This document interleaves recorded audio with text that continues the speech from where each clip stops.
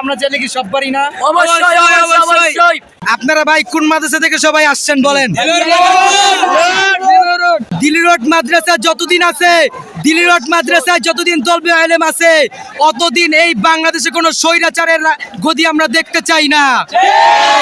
যতদিন বাংলাদেশে আইলমেদিন হাসিল হবে, যতদিন বাংলাদেশে দিল্লি রোড মাদ্রাসা থেকে কোরআনের পাখিরা হিফ শেষ করবে, ততদিন বাংলাদেশে যারা কওমি মাদ্রাসায় তালা লাগানোর কথা বলবে তাদের হাত পা ভেঙে আমরা চুরমার করে 1 মিনিটও দ্বিধাবোধ করব না।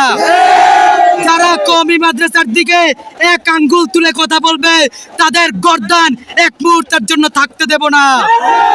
কওমি মাদ্রাসা আছে, থাকবে ইনশাআল্লাহ।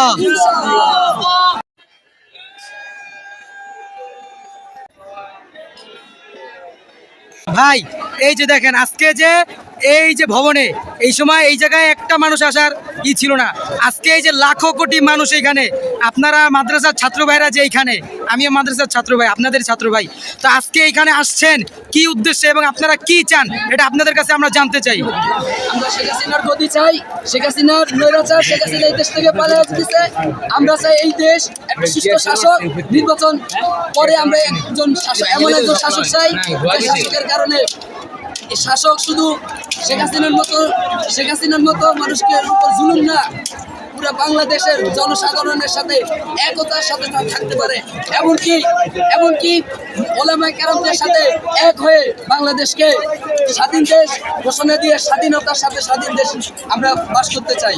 ভাই আপনার কাছে জানতে চাই, এই যে আজকে যে আপনি এত কষ্ট করে, আমি যতটুকু জানি যে আপনারা সেই বাংলা মোটর দিল্লি রোড মাদ্রাসা থেকে আপনারা তলবে আলেমরা মাথার গাম পায়ে ফালিয়ে ইলমেদ্দিন হাসিল করে আপনারা আজকে যে এইখানে গণভবনে আসছেন, আপনাদের কি চাওয়া পাওয়া, কি উদ্দেশ্যে আপনারা আসছেন আপনার কাছ থেকে জানতে চাই।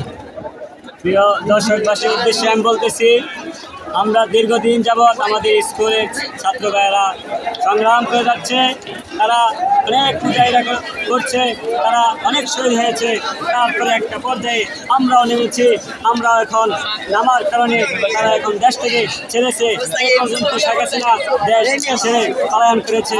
এখন আমরা এমন একজন দেশের ভিতরে সরকার চাই যে সকল মানুষকে স্বাধীনতা করে চলতে পারে, আমরা চাই।